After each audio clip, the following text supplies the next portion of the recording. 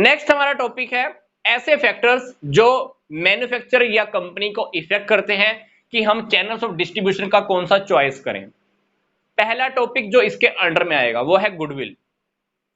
अगर मैन्युफैक्चरर की कंपनी की गुडविल काफी अच्छी है तो आप कस्टमर को डायरेक्ट सेल कर सकते हो, कस्टमर को कोई दिक्कत नहीं है क्योंकि उसको पता है कि कंपनी अच्छी है, अच्छी क्वालिटी देती है, वो आपसे खरीद लेगा। गुडविल आपकी अच्छी नहीं है, या मान लो कंपनी आपने अभी बनाई, मैन्युफैक्चरिंग आपने अभी स्टार्ट की, तो आपकी गुडविल तो हो ही नहीं सकती। गुडविल बनाने में काफी समय लगता है। तो अगर आपकी गुडविल अच्छी है डायरेक्ट सेल कर दो, गुडविल अगर आपकी अच्छी नहीं है तो मिडलमैन की हेल्प लीजिए। दूसरा जो टॉपिक है जो मैन्युफैक्चरर से रिलेटेड है वो है desire to control the channels of distribution. COD मतलब यहां पर चैनल्स ऑफ डिस्ट्रीब्यूशन। अगर मैन्युफैक्चरर या कंपनी चाहती है कि मिडलमैन ना हो, मैं डायरेक्ट सेल करूं कस्टमर को, तो आप डायरेक्ट सेल कीजिए। क्योंकि कभी कभी कंपनीज की पॉलिसी होती है कि हम डायरेक्ट सेल करना चाहते हैं, तो आपको डायरेक्ट सेल कर देना चाहिए। चैनल्स ऑफ डिस्ट्रीब्यूशन की आप हेल्प लेना चाहते हो, इंटरमीडिएटर्स की हेल्प लेना चाहते हो, मिडल मैन्स को आप इंक्लूड करना चाहते हो, जो आपका पाथवे है आप बहुत लंबा लेना चाहते हो, तो डेफिनेटली आप मिडल मैन की हेल्प लीजिए। अदरवाइज अगर आपको लगता है, आपकी इच्छा है कि हमको डिस्ट्रीब्यूशन के चैनल पे कंट्रोल करना है, खुद जाकर सेल करनी है कस्टमर को, तो आप खुद जाकर भी सेल कर सकते हो, कंट्रोल आपका रहेगा।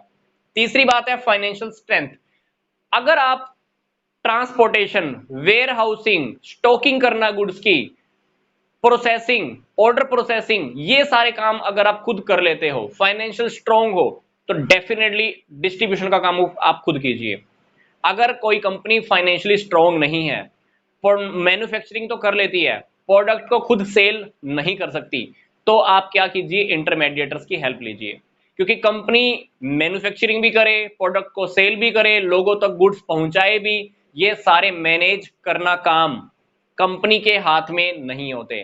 तो कंपनी अगर फाइनेंशियली स्ट्रांग है तो डिस्ट्रीब्यूशन का काम खुद कर ले, अदरवाइज इंटरमीडिएटर्स की हेल्प लीजिए।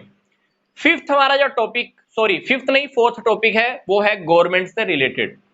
गवर्नमेंट की पॉलिसीज का भी हमको ध्यान रखना होता है डिस्ट्रीब्यूशन के टाइम पर। कभी कभी गवर्नमेंट पॉलिसी बना देती है कि आपको प्रोडक्ट इस रास्ते से होकर ही टपाना है, तो आपको वही पाथवे फॉलो करना होगा। फॉर एग्जांपल, कोई कंपनी मेडिसिन बनाती है, पहली बात तो मेडिसिन बनाने के लिए उसके पास लाइसेंस होना चाहिए।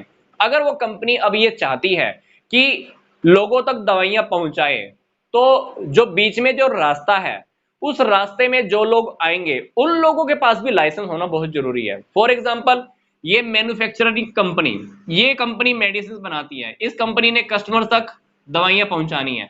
अब इस रास्ते में जो भी लोग हैं जो मैन्युफैक्चरर से गुड्स को कस्टमर तक पहुंचाएंगे, इन सभी लोगों के पास लाइसेंस होना बहुत जरूरी है।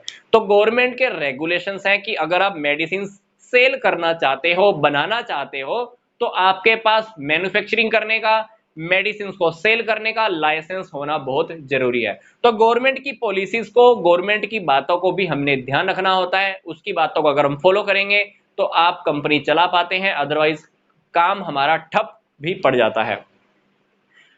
पांचवा हमारा जो टॉपिक है वो है कुछ अदर्स। इन चारों टॉपिक से हटकर जो पांचवा टॉपिक है वो अदर्स, कुछ अन्य बातें। कॉस्ट। अगर आपको लगता है कि चैनल्स ऑफ डिस्ट्रीब्यूशन की कॉस्ट ज्यादा आ रही है, प्रोडक्ट की कुछ कॉस्ट ज्यादा है, तो हमको उसी के अकॉर्डिंग चलना होता है। तो सबसे पहले आप चैनल्स ऑफ डिस्ट्रीब्यूशन को सिलेक्ट करने से पहले कॉस्ट को देख लीजिए। कॉस्ट अगर ज्यादा आ रही है आपकी, तो आप चैनल्स का यूज करिए, मिडलमैन का यूज करिए। अगर आपको लगता है कि चैनल्स ऑफ डिस्ट्रीब्यूशन के ऊपर कॉस्ट बहुत कम आती है, तो डेफिनेटली आप खुद भी सेल कर सकते हो कस्टमर को। दूसरी बात है ऑल्टरनेटिव। कभी भी प्रोडक्शन का जो गुड्स होता है, प्रोड्यूसर का जो गुड्स है, मतलब जहां पर हम प्रोडक्शन करते हैं, प्रोडक्शन से कस्टमर तक अगर गुड्स पहुंचाने के लिए हमने एक ही पर्सन को सिलेक्ट किया हुआ है, मान लो ये ए पर्सन है, मैंने ए पर्सन के थ्रू ही सेल करनी होती है। मैं ए को सेल करता हूं, ए क्या करता है, कस्टमर को सेल करता है। कल की डेट में मान लो ए बीमार हो जाता है या ए काम करना बंद कर जाता है, तो आप क्या कस्टमर तक गुड्स पहुंचा पाओगे? नहीं। तो हमारे पास जो बीच का जो रास्ता है उसको तय करने के काफी सारे लोग होने चाहिए। ऐसा नहीं है कि आप एक सिंगल चैनल का ही यूज करो, आप मल्टीपल चैनल का यूज करो। अगर एक रास्ता बंद भी हो जाए तो दूसरे चैनल से आप गुड्स की सप्लाई कंटिन्यू रख सको कस्टमर तक। मतलब हमारे पास गुड्स का डिस्ट्रीब्यूशन, चैनल्स ऑफ डिस्ट्रीब्यूशन के काफी सारे ऑल्टरनेट होने चाहिए। अगर एक रास्ता बंद भी हो जाए तो दूसरा रास्ता आप यूज करके प्रोडक्ट को कस्टमर तक पहुंचा दो। तीसरी जो बात हमको ध्यान रखनी होती है, पॉसिबिलिटी ऑफ सेल।